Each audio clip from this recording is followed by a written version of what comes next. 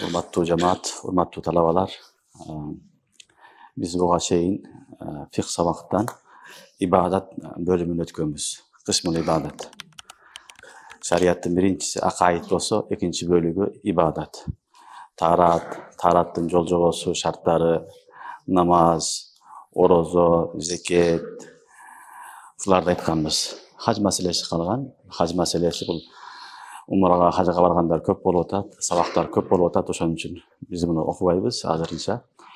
Biz Кудай кааласа бүгүндөн баштап Китабул Буюъ, bay соода саттык сабагын баштайбыз иншалла. Себеби өтө зарыл болгон маселенин бирөөсү соода саттык, бизнес. İslamda негизинен 5 butagı bolsa, ошо butagынын bирөөсү muamalat. Birinci akaid, ikinci ibadat, üçüncüsü muamalat. Muamalat degen büt barını kaptap alat, ошо биздин бүгүнкү соода саттык, алды берди, büt бардыгыны muamalat degen bapta şariat bayandayт. Ошонун ичинден эң негизги болгон нерсе бул соода саттык бабы. Бул аябай терең маселе, жүзүяты да аябай көп. Büt bardыгыны окуп чыгыш кыйын. Ага көп убакыт кетет. Биз иншалла аракет кылабыз силер менен негизги эрежелерге токтолобуз.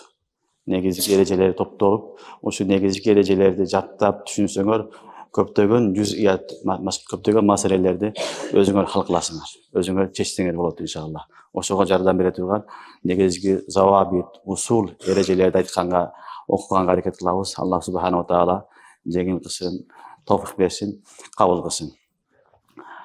İslam dinin degende эле элдин көпчүлүгү бул мечитти, намазды, орозону, зекетти, хажды түшүнүп калган. Муамелеге, соода саттык мамилеси келгенде адамдар ойлойт, аны өзүм каалагандай сата берем, каалагандай кыла берем деп ойлойт. Буга шариаттын таалими, көрсөтмөсү жок деп түшүнгөн адамдар да бар. Бирок бул түшүнүк туура эмес түшүнүк. Шариат деген сөз бул жашоодогу бүт баарын камтып алат. Şariatımız yaşaoda bir denese kaldırgan emez. Elhamdülillah İslam dininde adam balası tiri olsa, nege muhtaç olsa, oşol muhtaçlığı yaşavatkan nesesinin büyük bardığının yol jogosu, talimi var. Resulullah sallallahu aleyhi ve sellem 23 yıl içinde büyük barını aytıp körsötüp ketken. Oşonun için şariat bir gana meçit emez, bir gana namaz emez, hicab emez, sakal emez, orozo, zeket, hacmen çektilmeydi. Bizim sooda sattıkka dagы şariattın talimleri aябай көп. Ушунчалык көп. Bunu ушул жерден түшүнсөк болот.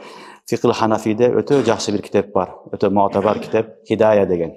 Силер окуйсуңар bunu. Hidaya kitabı 4 tomdan turat. 4 bölükten turat. Oşonun birinci kısmı, birinci bölügü gana ibadat. Kalgan 3 tomu bardığı muamala. Bardığı muamalat buyuğa teşeli meseleler. Usul yerden bilsek bolot, şariattın 3'tön 2'si yarımdan köp neken muamalat. Muamalat. Elhamdülillah bizim medreselerde, şu Kölme medresesinde oşol kitap baştan ayağa okulunat. Bu kitapta okubasan fakih bola albaysın. Köptөгөн жерде okulbayt. Köptөгön жерде adamlar özlerini Maturidi deyt, Hanafimin dep tanıştırat, Hanafimin deyt. Bирок Hanafi kitaplarda negizgi bolgan bizim sahibi Hidaya Al-Ghazali'nin kitabını okuşbayt. Okusa dagы birinci toğunu okuyt, keyingilerini okuy albayt, okubayt köp жерlerde. Sebebi Kitabul Buyu aябай kıyın. Öte kıyın mesele. Sebebi al yerde meseleler aябай köp, tatal meseleler köp. Kudayga şükür Allah Taala'nın tavfiki menen bizi medreselerde ошол kitaplar dagы Kudayga şükür okulup atat. Bul dagы silerдин baktınar. Baştan ayak okulunat. Ошол kitaplardy эле жакшы окусаңар, иншалла силер buyu sooda kitaplarını inşallah meselelerini yaxşı düşünürsünüz. Oşonun üçün o sabaklar Kuda kalasa buga mukaddima bolat, kirişi bolat. İslam dininde Allah subhanahu wa taala Kur'an-ı Kerim'de aytat: "Ya eyyuhar rusul kulu min tayyibat ve amalu salih." Ey peygamberler, peygamberlere hayırlıp tayyib, taza, halal tamak jegile жақсы amal kılgıla deydi. Taza tamak jegile жақсы amal kılgıla deydi. Demek İslam dini kasıp kılgandı, sooda kılgandı, iştegenge buyurat. Uyuңda oturur, Allah Taala asmandan jamgı jadırıp sana rızkını beret dep aytpayt. İşte hareket kıl, hareketke jaraşa Allah Taala bereke beret deydi. Oşonun üçün Kur'an'da peygamberlere Allah Taala hayırlı atat: "Ey benim peygamberlerim, kulu min tayyibat ve amalu salihah." Tayyib halaldı jegile, жана амал кылгыла дейт. Жакшы амалдарды кылгыла дейт. Уламалар айтат, халал рызкы ошол адамды жакшы болгонуна, такыбалуу болушуна, диндар болушуна себепкер болот дейт. Халал рызкыдан башталат жашоо. Рызкың халал болсо, иншалла, Аллах субхана ва таала ибадатка тавфик берет. Намаз окуганга, зикир кылганга, жакшы нерселерге ушул нерсе себеп болот. Себеби биз жеген тамак ошол 100 жеген тамактын таасири болот. Hadiste Rasulullah sallallahu aleyhi ve sellem aytат: "La yadkhulul janna lahmun nabata min sukht. Kullu lahmin nabata min sukht. Fan-naru awla biha." Aw kama qala aleyhi salatu vesselam. Haram жеген ет менен, харам менен тоюлган адамдын денеси дозокко кетет деген Расулуллах саллаллаху алейхи ва саллям. Эгер харам жеп, харам менен денеңди чоңойткон болсоң, баккан болсоң, халалга маани бербеген болсоң, ал денең сени дозокко алып барат. Денең бар дозокко күйөт деген сөз. Ошондуктан шариятыбызда халал жешилик, кесип кылуу бул да ибадат. Биз ойлойбуз мешитке келгенде гана ибадат деп. Көчөгө чыкканда ибадатты унутуп калабыз. Жок, ибадат болгон жок дейбиз. Мешитке келгенде, даватка барганда, умарага, хажга барганда ибадат дейбиз. Калганын унутабыз. Жок, адам баласы 24 саат ибадат кылса болот. Расулуллах саллаллаху алейхи ва саллям мубарак хадисинде айтат, бир адам эртең менен кечкече иштесе дейт. Ошо халал менен өзүмдүн курсагымды багам, балдарымды багам, үй бүлөмдү, ата-энемди багам деп иштеген болсо, кечке калып келгенде магфурун лаху. Алла кечирет аны дейт. Алла кечирет дейт. Башка бир риwayatта келет, ким эртең менен чыгып кечке чейин иштесе, өзүмдү, балдарымды, туугандарымды жана муктаждарды багам деген ниетте. Аллах субхана пайгамбарыбыз айтат, ал адам Алла жолунда жихад кылгандай соопка ээ болот. Жана хадистин уландысында күндүзү орозо кармагандай, түнү тахажжуд окугандай соопка ээ болот дейт. Ошон үчүн кесип кылуу шариятта бар нерсе. Кесип кылуу бул да ибадат. Ошон үчүн хадисте касбул халал фарида ба'дал фарайз деген. Халал кесип кылуу башка фарздардан кийинки эле фарзың. Намаздан кийинки эле фарзың. Намаз окуп эле мешитте жүрө бербе. Намаз окудуңбу? Халал турмуш иште. Халал жумуш кыл, халал менен алек бол. Ислам дини халал иштегенге буйрат. Халалдан рызык тапкыла дейт. Демек, халал тамак жешилик бул дагы чоң ибадат. Чоң ибадат. Эми соода сатык боюнча аябай хадистерде көп. Бир хадисте Расулуллах саллаллаху алейхи ва саллям айтат: "Чынчыл, аманатчыл соодагер ма'ан набийин ва сиддикин ва шухада яумал кияма." Ат-таджир судукул амин ма'ан набийин ва сиддикин ва шухада. Чыл аманаткөй тажир болсо, ал кыямат күнүндө Аллахтын астында пайгамбарлар менен, шахидтер менен, салих инсандар менен чогуу болот дейт. Биз ойлойбуз бул базарда жүрөт, ош базарда, дордойдо, көчөдө жүрөт деп. Чынчыл болсо, аманаткөй болсо, ошол адам Аллахтын астында кыяматка келгенде пайгамбарлардын сапында, пайгамбарлар, шухадалар, салих инсандар менен чогуу болот дейт. Ошон үчүн кесип кылуу, тижарат кылуу бул тыйып салынган нерсе эмес. Буну халал жолу менен аманатчыл болуп, чынчыл болуп, алдабастан тур аткарган болсо, Аллах субхана ва таала кыямат күнү ушундай макам берет. Ат-таджир судукул амин ма'ан набийин ва сиддикин ва шухада. Ау кама кала алейхи салату вассалам. Ошон үчүн тижарат кылуу, бизнес кылуу, соода саттык бул шариятта чоң ибадат деп айтылат. Албетте шарттарын айтылган, шарттары, эрежелерини чегинен чыкпай аткарган болсоң, иншалла бул чоң ибадат. Чоң ибадат. Пайгамбарыбыз саллаллаху алейхи ва саллям дагы башында тижарат кылган. Хадише энебиз менен чогуу Расулуллах саллаллаху алейхи ва саллям тижарат кылган. Тижарат кылган. 15 жылга жакын Расулуллах тижарат кылган. Ага чейин пайгамбарыбыз саллаллаху алейхи ва саллям Меккенин коюн кайтарган. Меккенин коюн кайтарган. Эң жакшы халал тамак эң жакшысы кайсы дегенде Расулуллах саллаллаху алейхи ва саллям өзүң колуң менен кесип кылып жеген деген. Өзүң колуң менен кесип кылып жеген тамак эң жакшы тамак. Al-yadul ulya khayrun min yadis sufla. Суранып жеген жаман нерсе. Бирөөлөрдөн тиленип жеген жаман нерсе. Кесип кылган жакшы нерсе. Кесиптин ичинен ошол дагы бир кесип, бул тижарат кесиби. Соода кесиби.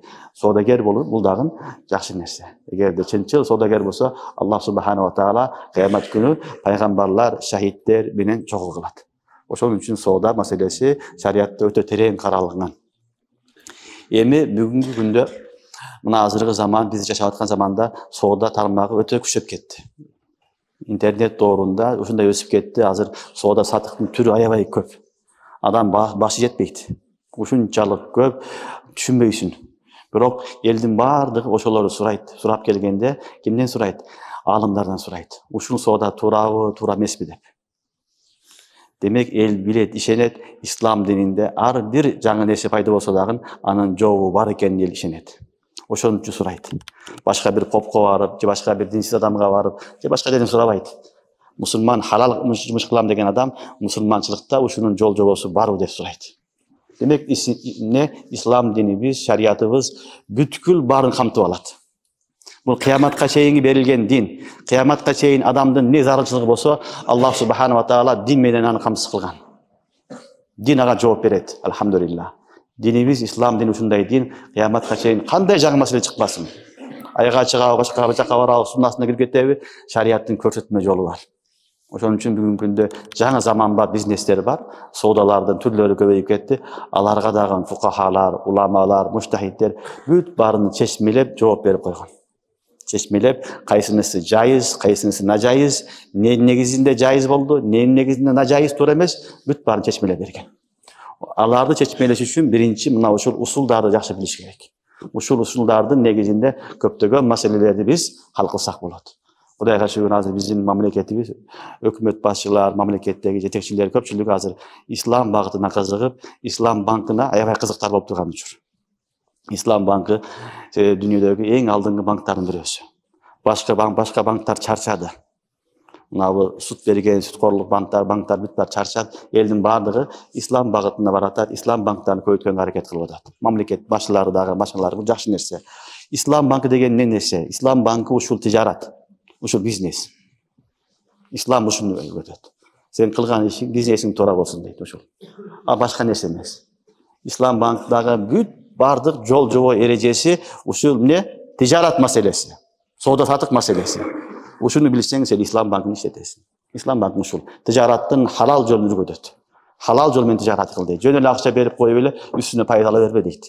Суткорлук болбойт. Бир аз пешенеттери кыл, кыйнал деп, ошон үчүн ислам банкынын негизги эмеси өзөгү бул эмне кылынат? Тижаратка байланган. Ошон үчүн тижарат маселеси өтө зарыл туугандар.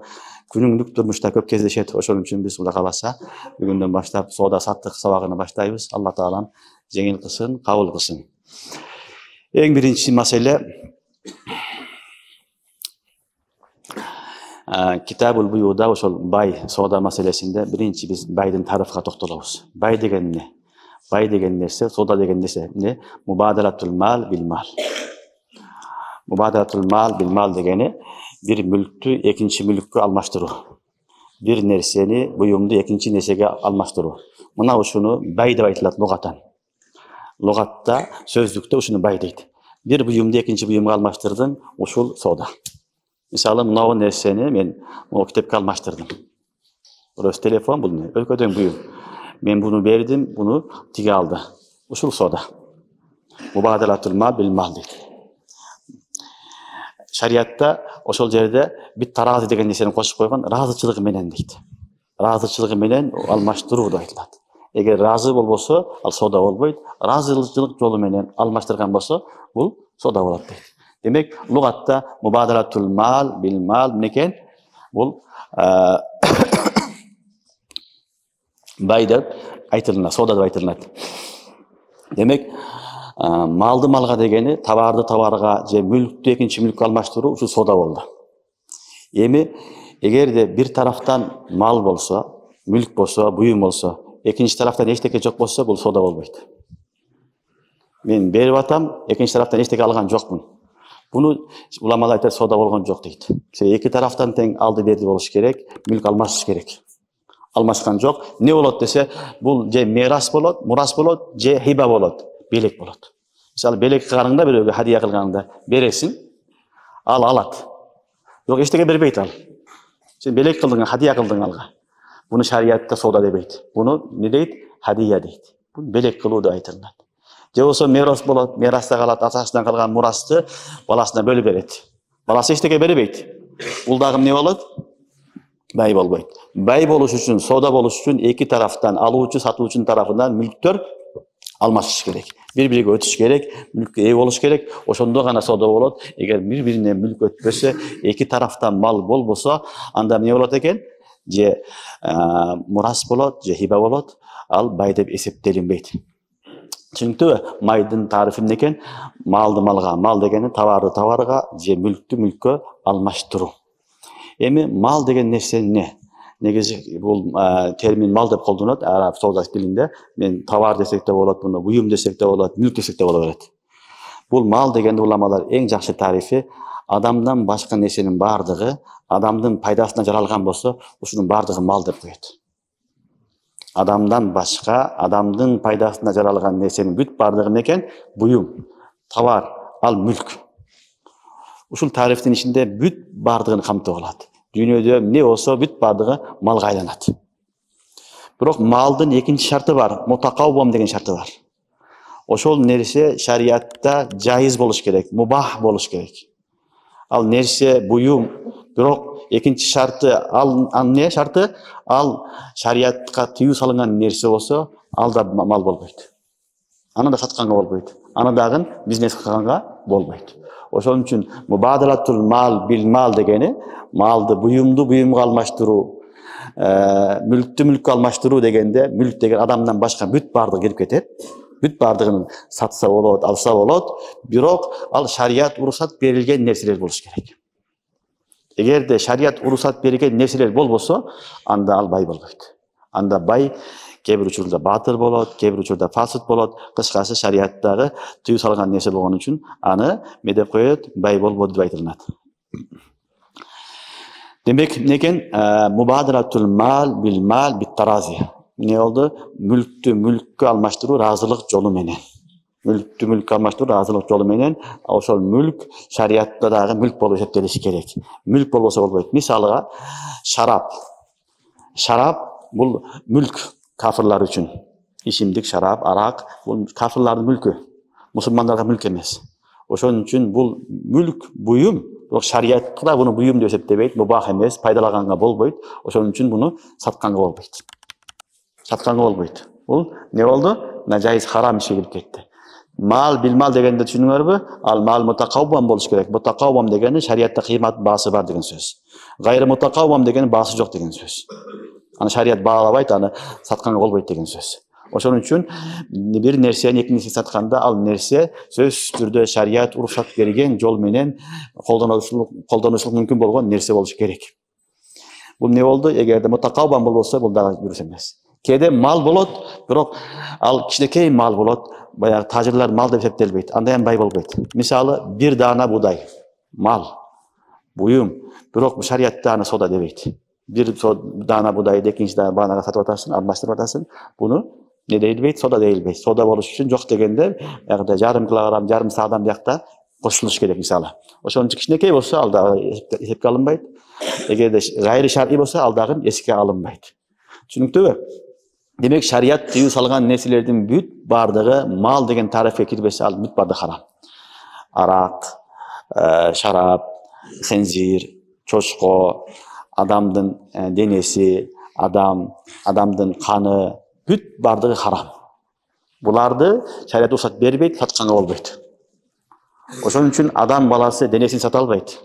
Ал мал эмес. Себеби малдын тарифте айтканбыз биз, малдан сырткаркы башка бүт бардыгы болушу мүмкүн деп. Албетте адамдын бир сүрөтү бар. Эгер ал кул сүрөтү адам болсо, кул, анда ал кул болгон үчүн бирөөдүн мүлкү болот, аны сатса болот. Бирок кул деген замана жок азыр. Дүйнөдө бул жоголуп кетти. Доорунда болгон кулдар сатышкан. Бирок хур адам, азат адам, ал инсан, аны сатканга болбойт. Ал мал эмес. Ал малдын, товардын, мүлктүн тарифине кирбейт. Түшүнүктүүбү? Ошон үчүн не болду? Адамды сатканга, адамдын мүчөлөрүн сатканга болбойт. Адам мисалы көбүнчө адамдар не кылат? Мүчөсүн сатып жиберет. Бир орган сатат. Бөйрөгүн саткандар, башка саткандар бар, нажайыз, харам. Ал сенин мүлкүң эмес. Сага аманат кылып берилген, аны сатканга болбойт.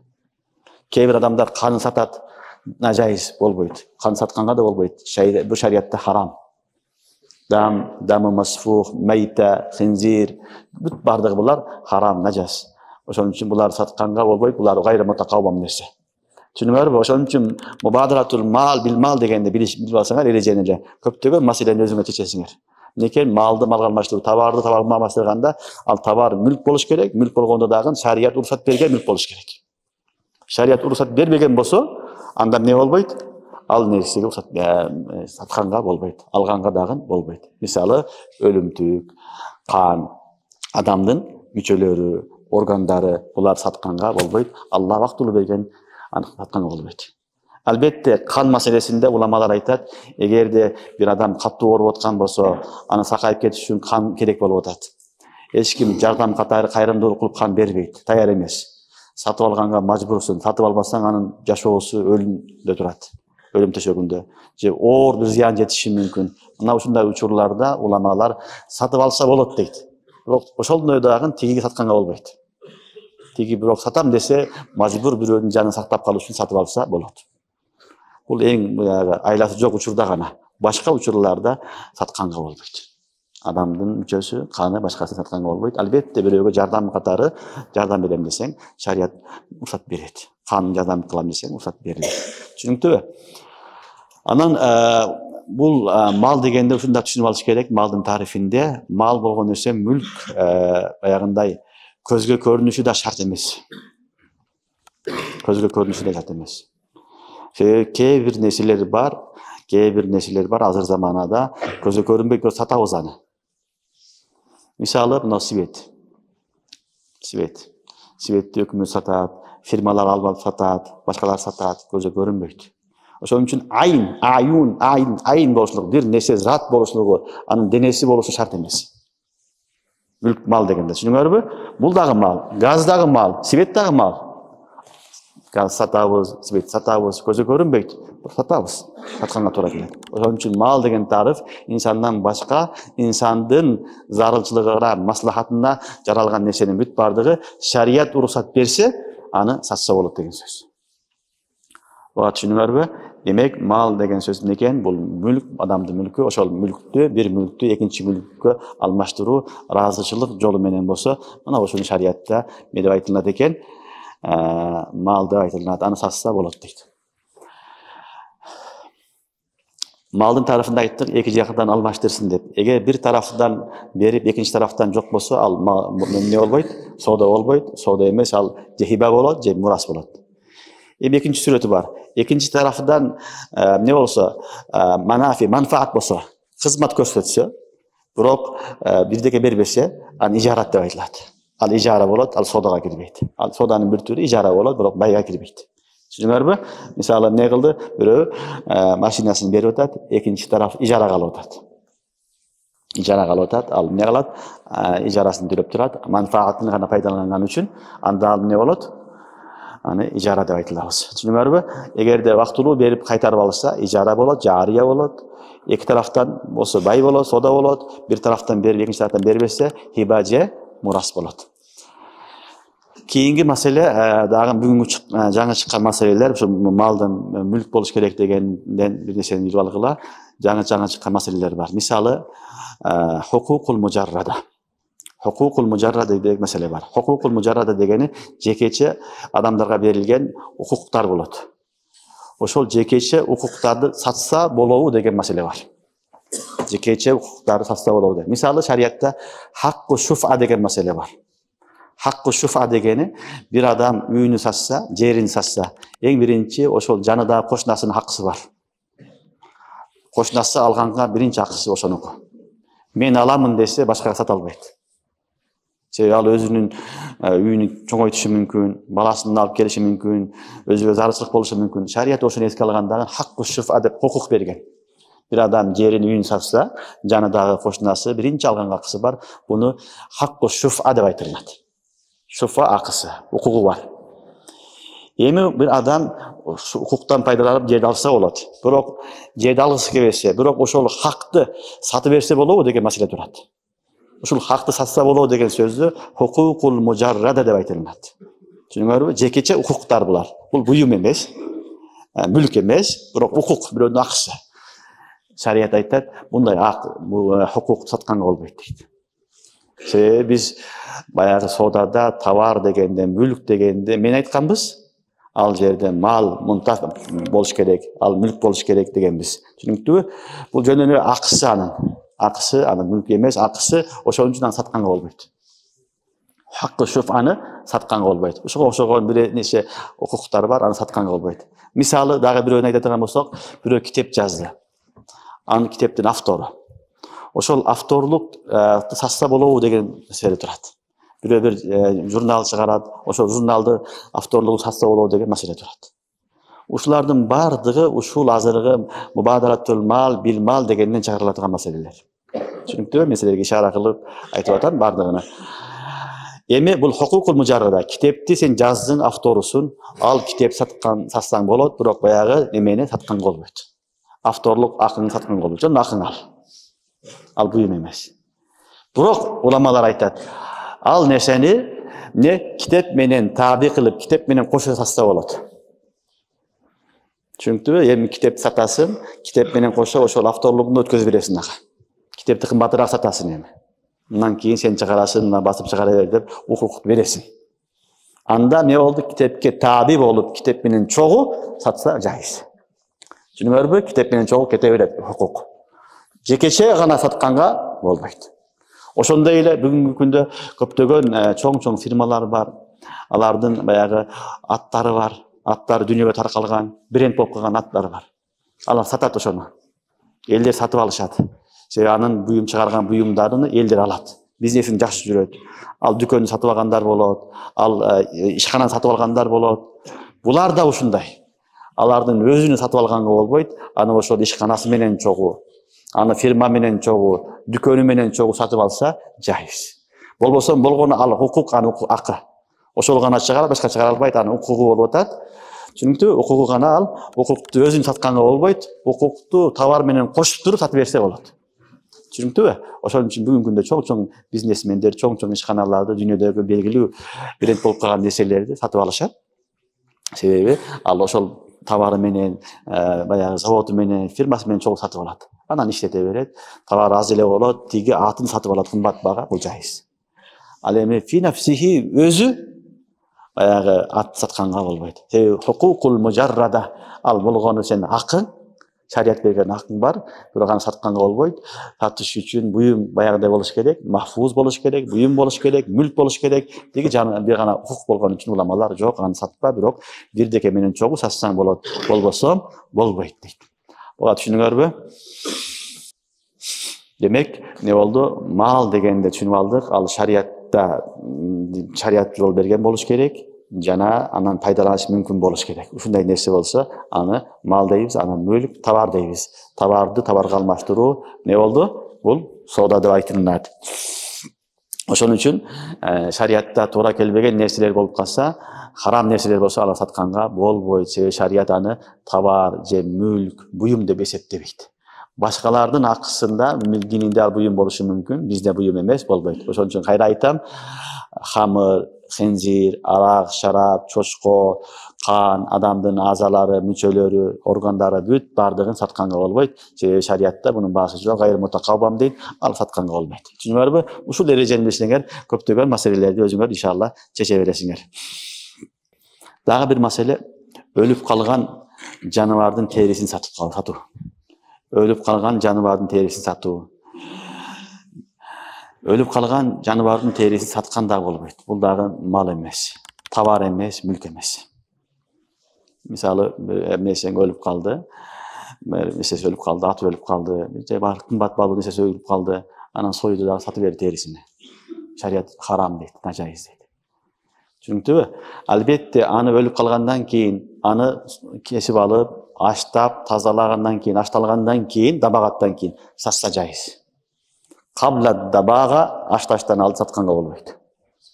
Түшүнүктүбү? Ал өлүп калган халал жаныбар болсун, эти жейиле турган, жейилбей турган айырмасы жок. Коюң өлүп калган болсо деле терис сата албайсың. Аштагандан кийин сатсаң болот, өзүң сата албайсың. Анын тескериси мазбух, союлган жаныбар болсо, союлгандан кийин анын терisi халал болот. Союлгандан кийин аштабастан туруп сатса да болот. Малды сойдуң, же башка бир жырткычты сойдуң, жырткыч сойгон болсоң деле аны эмне кылса болот? Эми союлгандан кийин ал эмне болду? Матбухтун өкмүндө болот дагы, аны пайдаланса болот.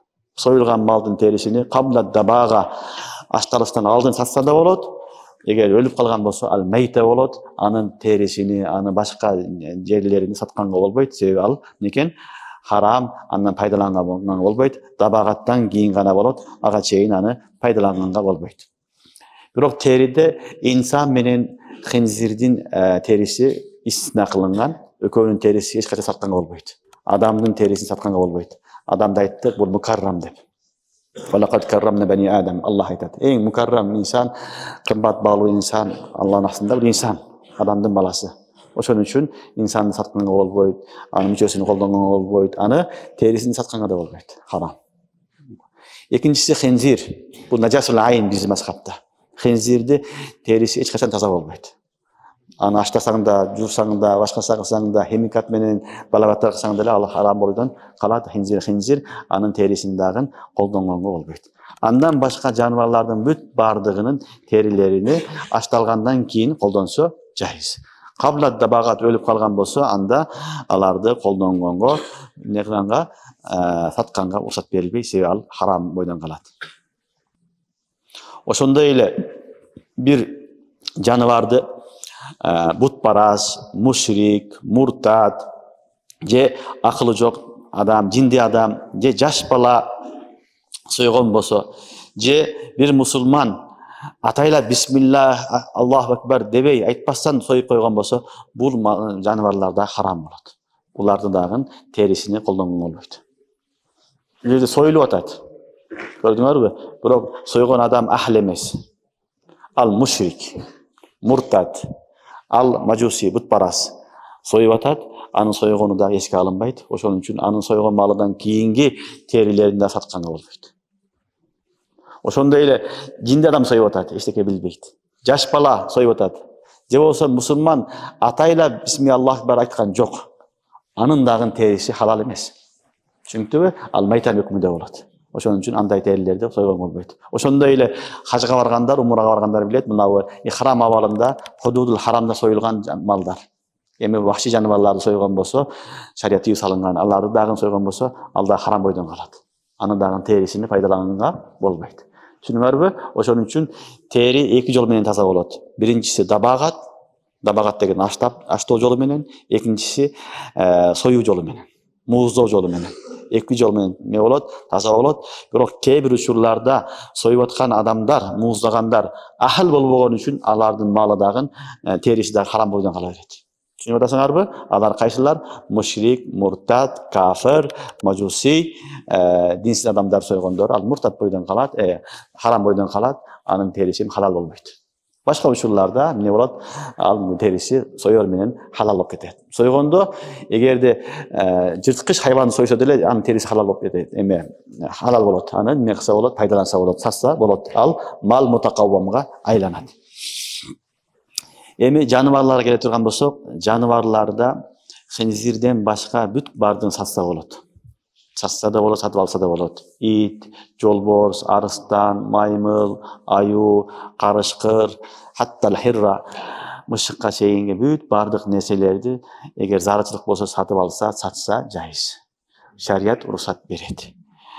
Иллал хинзир, бир гана хинзир, бул najasul айн, чочкону сатканга болбойт, сатканга да, алганга да болбойт. Андан башка нерселерди шарият айтат, эгерде сатып алышка зарычылык болсо, сатып алсаңар болот дейт. Андан кийин жаныбарлардын сөөгү. Жаныбарлардын сөөгүн сатса болобу деген суроо көп келет. Жаныбарлардын сөөгүн сатса болот. Ал баягы курук сөök болсун, ным сөök болсун, баягы союлган болсун, өлүк болсун, айырмасы жок. Иллал хинзирден башка, бул дагы хинзирден башка жаныбарлардын сөөгү болсо, аны бисмилла деп сойгонсун, же сойгон эмессин, ал кургап калган болсун, же ным бойдон турат, кандай абалда болсун, ал аны сатса болот. Түшүнүктүбү? Сөөгүн сатса болот. Шарият буга уруксат берилет. Эгер зарычылык болсо, аны сатса болот. Себеби инсан менен гана хинзирдин сөөгүн сатканга болбойт. Ал бардыгы айтканбыз, териси, сөөгү бардыгы харам, аны колдонгонго болбойт. Нажайыз. Хинзирдик ал эми инсандыкы улуу болгон себептүү. Андан кийинки маселе бул жаныбарлардын баягы жаныбарлардын кыгы, жаныбарлардан чыккан заң. Жаныбарлардан чыккан заң бул нажас негизи. Адамдын заңы дагы нажас. Адамдын заңы менен жаныбарлардын заңынын айырмасы бар.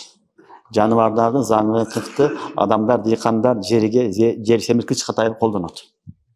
Ал семиртет, өстүрөт, колдонот. Шарият ошону эске алып туруп, кыркты сатканга уруксат берет. Короо арасындагы малдын, койдун көбүн сатып алып туруп саласың. Малдарыңа, немеңе, эгинге, тигинге, бакка бул жайыз. Финafsihi ал нажас. Бирок зарылчылык болгон үчүн шарият уруксат берген. Ага топурак аралашпаса деле боло берет. Топурагы жок, тазасын деле татып алып туруп, сарсаң, сатам десең шарият уруксат берет. Чүрүнктүү, инсандын зарылчылыгы болгон үчүн жаныбардын несини чыккан заңдарын сатса жайыз. Ал эми инсанга келеткен болсок, инсандыкын уламалар макрух деген, макрух тахрими. Инсандын дагы заңын сатса болот, топуракты аралаштырып туруп. Өзүнү болбойт. Топуракты аралаштырып туруп аны сатса болот. Кээ бир учурларда газ чыгарам, газ кылам дегендер алат. Сатып алышат. Дагы бир жерге алгандар болот. Алам десе топурак менен кошуп болсо жайыз. Өзү болсо макрух тахрими уламалар айтат. Ал эми жаныбарлардын заңы, алардын чыккан заң, кырк бул не болот экен? Инсандарга зарылчылык болгон себептүү жерди семиртет бул, ал колдонгон үчүн, зарылчылык болгон үчүн шарият уруксат берет, аны сатса жайыз. Демек, не болду? Жаныбарлардын заңы бүгүнкү күндө мал мутакаввамга айланды. Түшүнүңөрбү? Ал товарга, мүлккө айланды, аны сатып пайдаланса болот деген маселе. Дагы бир маселе ушул жерде уламалар айтат. Бул кээ бир нерселерди сатып аласың, ичиндеги нерсени эмне экенин билбей каласың. Ичиндеги нерсе кээде бузулуп кеткен болот. Ушундай учурларда ошол нерсе мал мутакаввамга киреби, кирбейби деген маселе турат. Мисалы, тарбыз, коон, кокос, жаңгак, буларды сатып аласың, бирок ичинде эмне бар экенин билбейсиң да. Тазабы, айнып калганын билбейсиң. Туурабы? Эгер ичиндеги нерсе айнып калган болсо, ал мал эмес ал эми. Ал начаска айланып калды, бузулган нерсе сатканга болбойт. Тарбыз сатып алдың, алып келдиң, келсең тарбызың толук айнып калган. Сен барып сатуучудан акчаңды алганга акың бар. Тиги сатканга акысы жок аны. Ал эми шариаттагы мал мутакаввамга айланбайт эми. Себеби ал буюм эмес, сен пайдалана албайсың. Же бир тамак алып келдиң, ушундай астан жыттанып кеткен, айнып калган. Сен эми барып бересиң дагы, эмне кыласың? Акчаңды кайтарып аласың. Себеби ал саткан нерсеси мал мутакаввам эмес. Шариаттагы малга кирбейт. Ошон үчүн тарбыз, коон, ушул сыяктуу нерселер, жаңгак, эгерде айнып калган болсо, андан пайдаланыш мүмкүн болбосо, жей албайсың, эчтеке кыла албайсың. Ырытканга туура келет. Анда кайтарып берип, акчаңды алганга укугуң бар. Шарият айтат, бар дагы тиги байы сага акчаңды кайтарып берсин дейт. Түшүнүңөрбү?